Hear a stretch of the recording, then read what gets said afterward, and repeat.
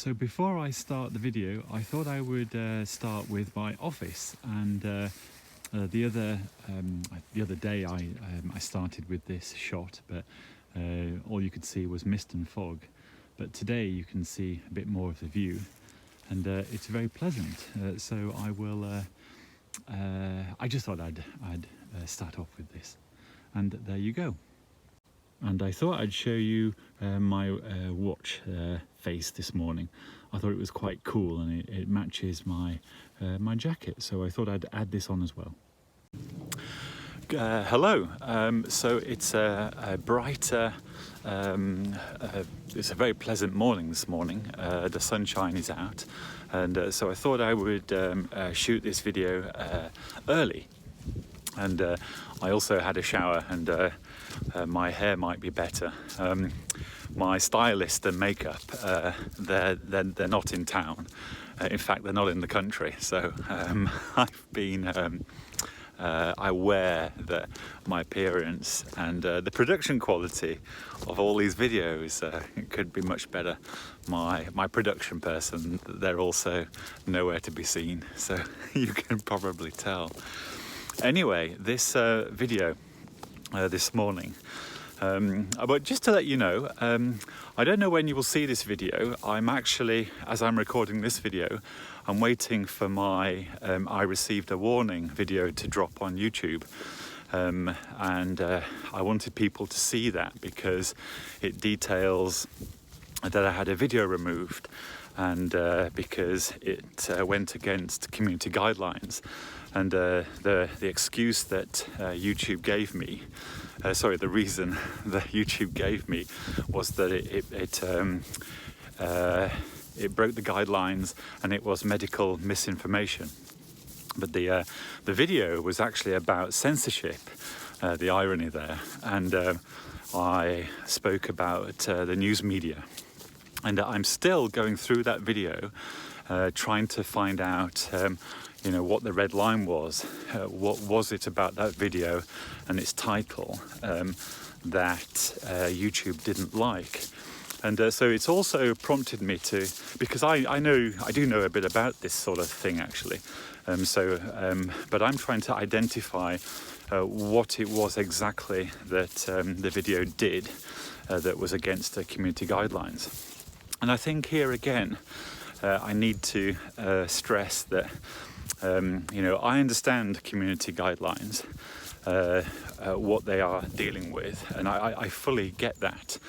So I'm not complaining that woe me, why are they picking on me? It's nothing like that. I'm just trying to understand in my instance, what it was that I did or said or wrote that was against the community guidelines and was medical misinformation. So it just beats me. I don't know what I've done wrong, and I think I might have said in another video, I feel like a school child that's been told off, and I don't know what I've done wrong. And so I'm asking YouTube. Well, I've asked them, and they've said they've just said one sentence, medical misinformation, and I can't find that in my video. Anyway, I liked the video, and actually it was getting a lot of views, and so I do find that interesting. And so I'm still working out what to do with it, and maybe I'll post it on another platform where it won't be taken down, and you can see for yourself, what was the fuss, where is the medical misinformation in my video? Perhaps I'm wrong, and I have offered medical advice, even though that I'm not. I will have probably said, I'm not an expert. This is an opinion. Anyway, so today's video, I wanted to talk a little bit about. Well, actually, there was a few topics I was going to talk about, and there are topics that I really do want to talk about, and there are a couple of videos that are downloading. Well, they've downloaded. I just don't know whether to load them because, again, I'm trying to identify what I can and can't say. And again, you know, I don't want to be censored. I want to be on a platform where I can, you know, offer an opinion.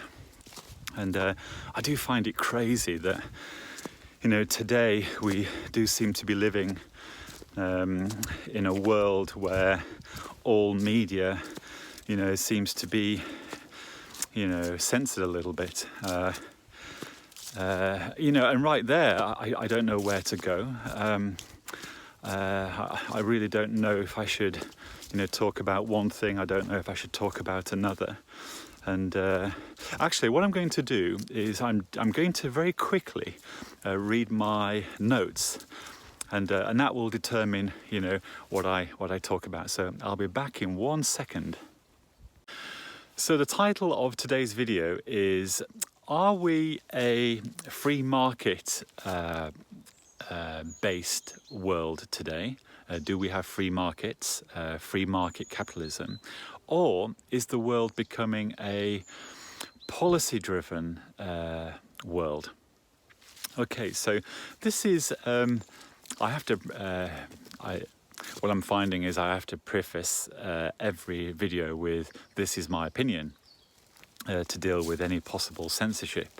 So if I just say at the very beginning of this video that this is my opinion, I could be absolutely wrong. I'm hoping that that deals with anything that I have said, you know, that might not be liked. Anyway, so capitalism becoming policy-driven. Now, this is a huge topic. So once again, because this will be the first video of this title and subject, I'm going to talk a little bit until I get myself stuck. Well, or I'm laying the foundations, because I do plan to come back to all the topics I speak about, and you know, to start unpacking them. And also, in future videos, you'll see, hopefully you'll see a little bit more planning and a little bit more details and a bit more data.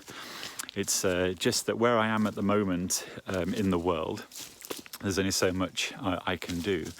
And when I'm back in London, I should have access to other things. And hopefully my videos will get better. I think I can imagine some people saying to themselves, "Oh, please get better." And in actual fact, they probably can't get any worse. So I suppose if I try, that they should get better. Okay, so capitalism and the free market economics. Right. As I'm saying that, I think to myself, this is a huge topic. There are so many pitfalls that I can fall down. And what I'm trying to do in these initial videos is create a framework of reference that allows me to make points and chat further now in the video and in the future. And you know, I'm just having a second take on this video title. It's a huge one. Okay, so let me try. Okay, so capitalism. So I think most people will have a view of capitalism, and probably most people will understand capitalism to be, well, to associate the term free market economy to that word capitalism. And I imagine that most people will be able to articulate that what it means is, I'm going to give you a rough example, is that anyone can walk down the street, can save up some money or borrow some money. They could set up a company, they could make a product or create a service, and then they could enter that marketplace. And if their product or service is any good, people will buy it, and if it's very good, they will start to penetrate the marketplace, and their competition will experience that, and the competition will react by making their product better or cheaper. And so that's the general business case. It's how you sell free market capitalist economics. That's how you do it. And to a large degree, I would say in the world today, that's actually happened. And I would say that, you know, what we have today, 2021, we have some fantastic technology. We have Elon Musk's SpaceX rockets flying to the space station, and we know he's building a capability to get man to Mars. We have unbelievable technology, actually. What's happening in the semiconductor world and the AI world is absolutely breathtaking. It's really cool stuff. So I really do believe that we can attribute where we are today in the context of our quality of life and our society to capitalism. So, and I think we have to say that the United States, and I'm going back to the post-Second World War, in particular the 1950s, that the United States really did, you know, set this ball rolling. This spirit of, you know, intention, this can-do attitude. You know, a lot of what we have today has come from the United States, and their culture has pushed this along quite nicely. Right. So,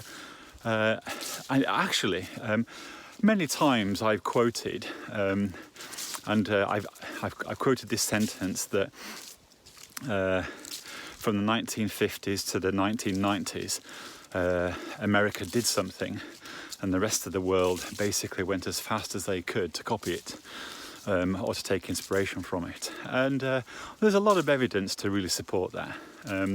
So, you know, what America has done from the 50s in the context of, you know, supporting technological development and creating this can-do business spirit has been a great thing.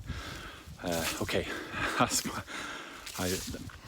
so that's capitalism version 1, let's call it.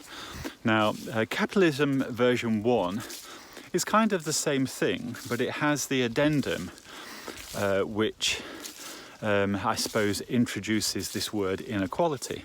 But the addendum is essentially capitalism works really well. It works best for those who are already privileged, or who are already established, or have a lot of money, or have a lot of resources because they have a lot of money. And straight away that brings onto the table a discussion about raising money, investment, and the dreaded word, investment banks.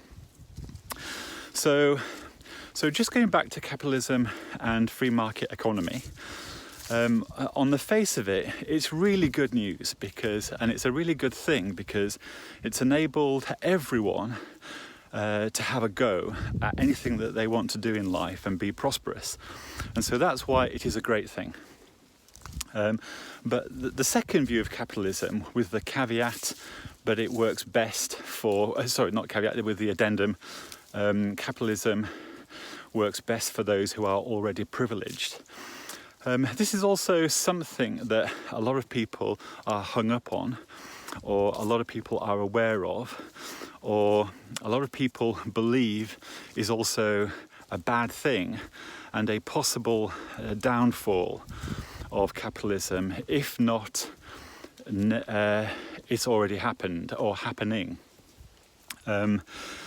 Because this brings us, this winds us into the discussion, and so we have to look at investment banks.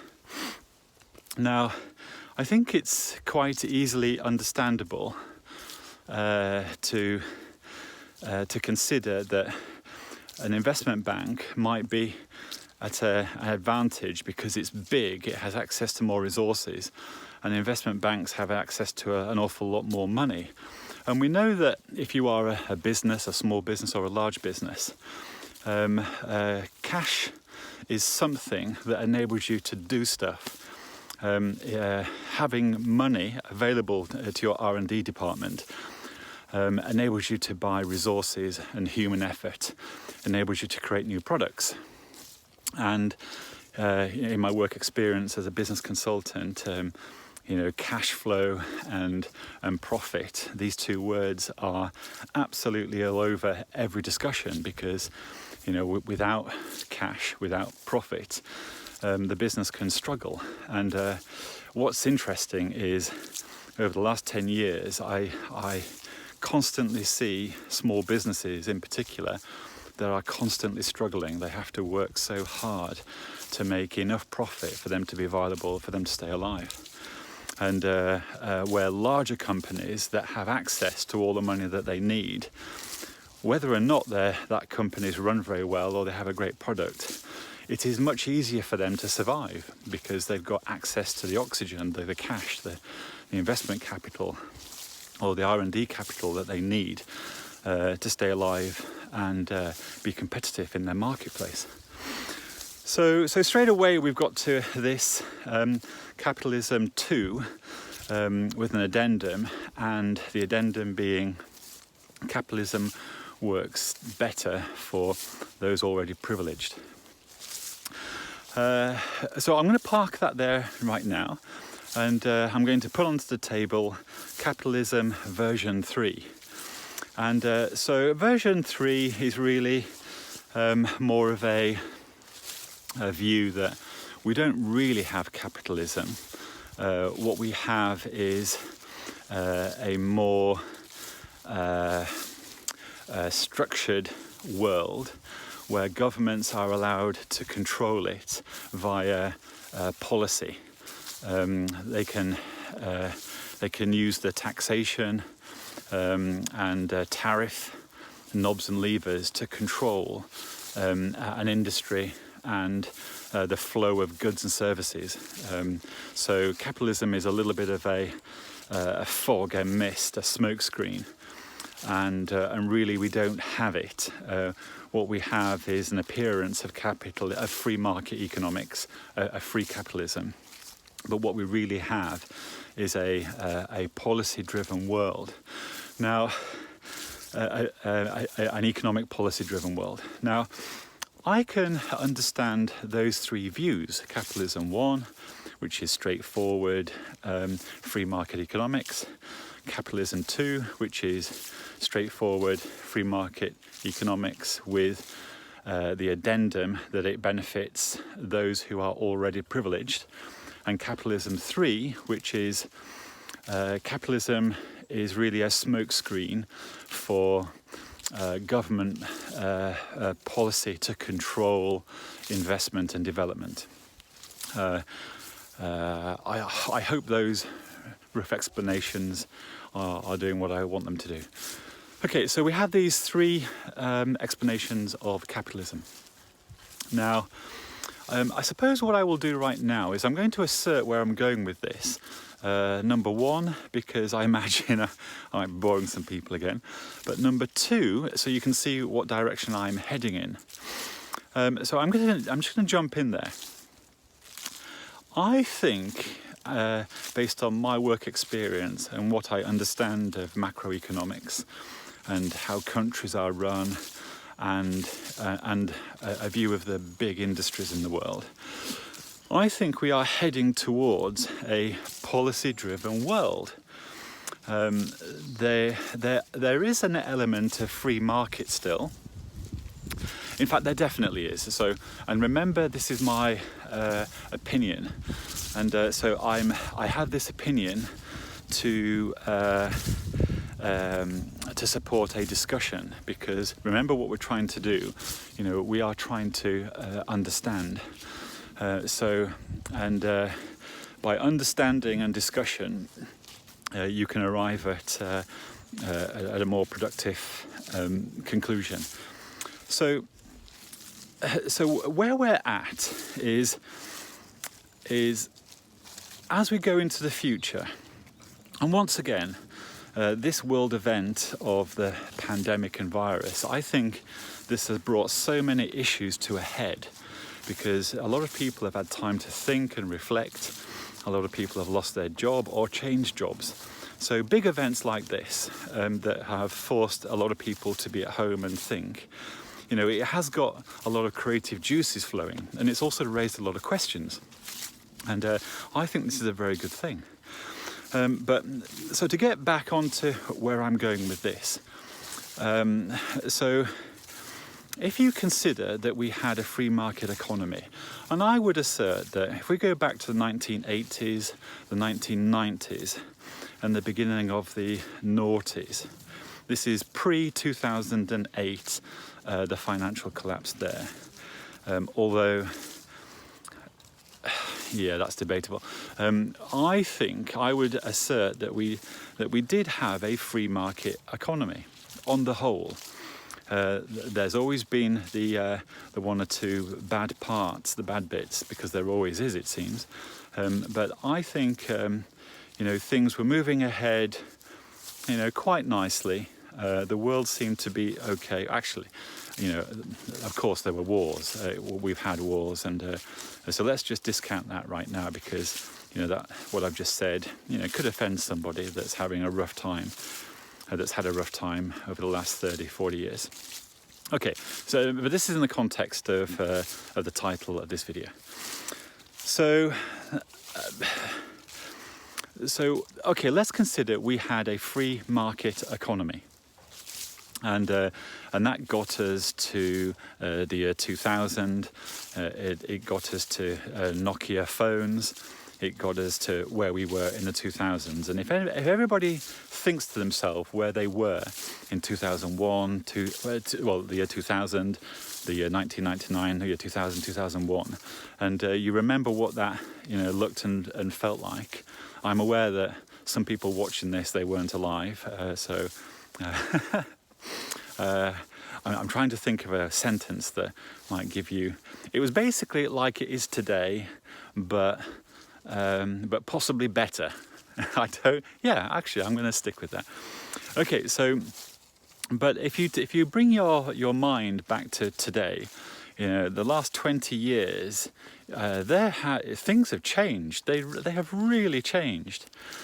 So, and also, if you remember back in the 90s, the word capitalism was mentioned quite a lot in the news media, and mentioned every day by the finance and economics people on TV. Have you noticed that today no one mentions that word? Nobody wants to really talk about it, because I believe that capitalism was always leaning towards capitalism number 2, which is with the addendum, capitalism works better for the already privileged.